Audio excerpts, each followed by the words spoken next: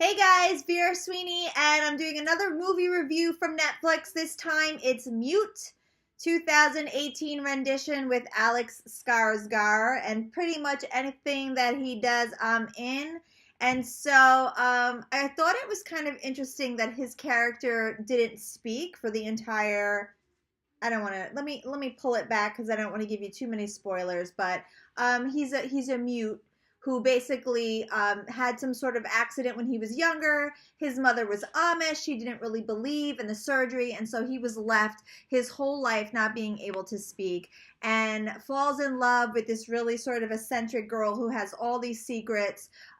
She's about to tell him what's going on, and then she goes missing. And so the whole movie is revolved around Alex's character Leo trying to find Nadira.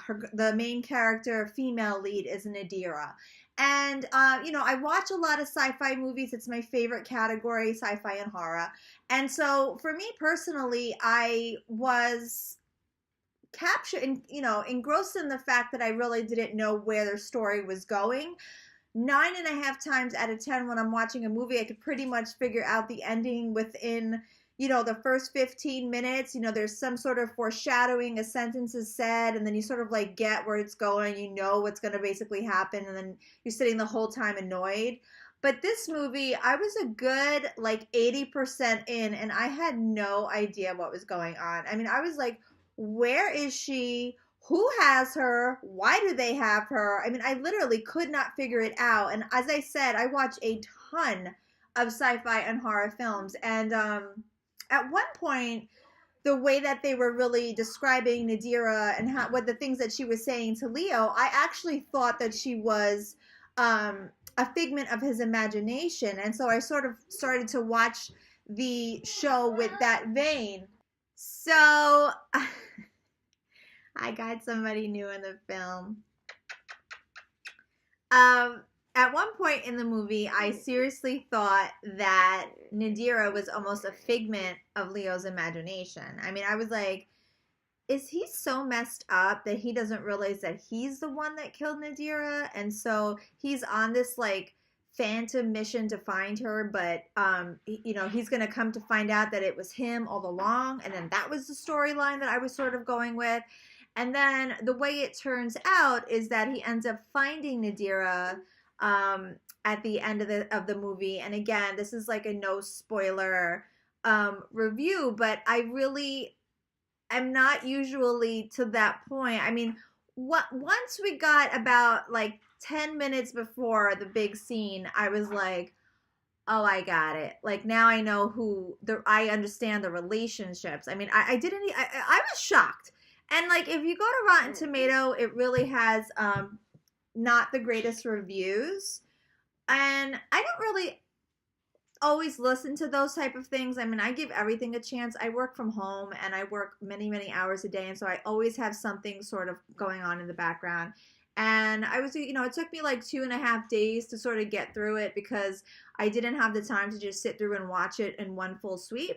But I will say, I mean, I'm not saying it was the best movie on the planet, but I did enjoy it. I mean, I liked it. I liked every character. Paul Rudd as the most likable villain that you will ever see.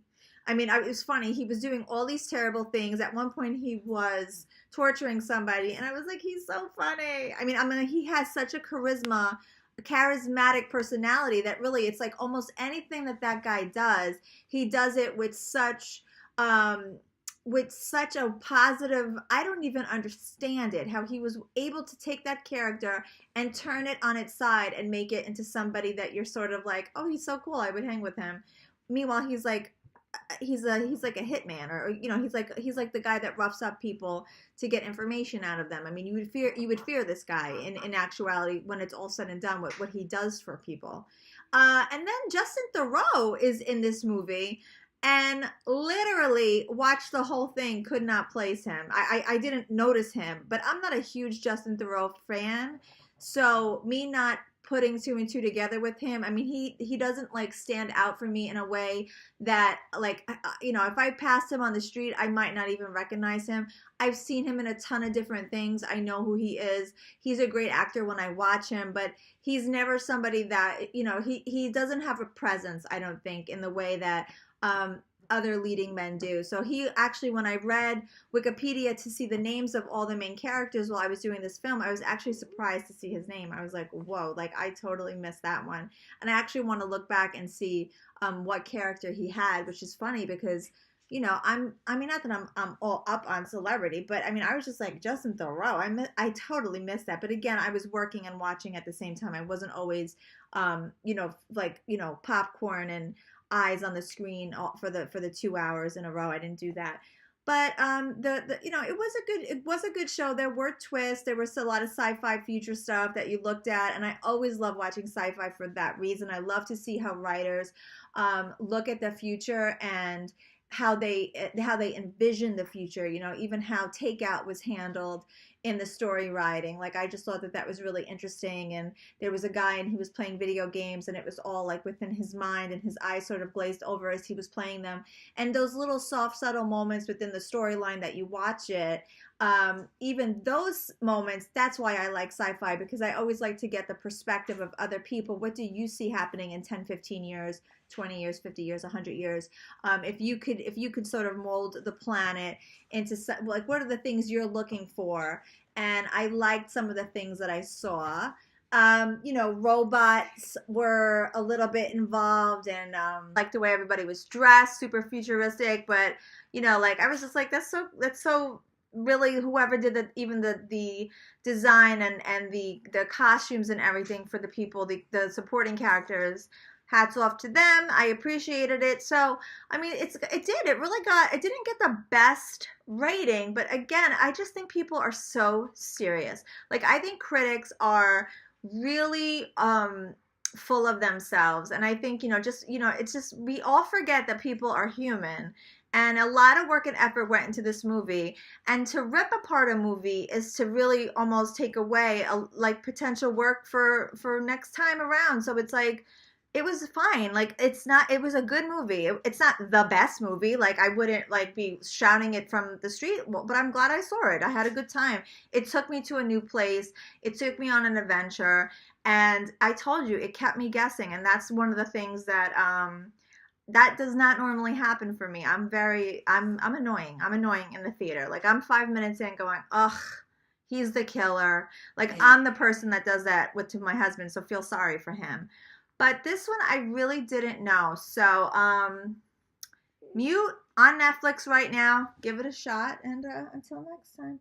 And now we are going to watch Coco. No. I'm watching Coco.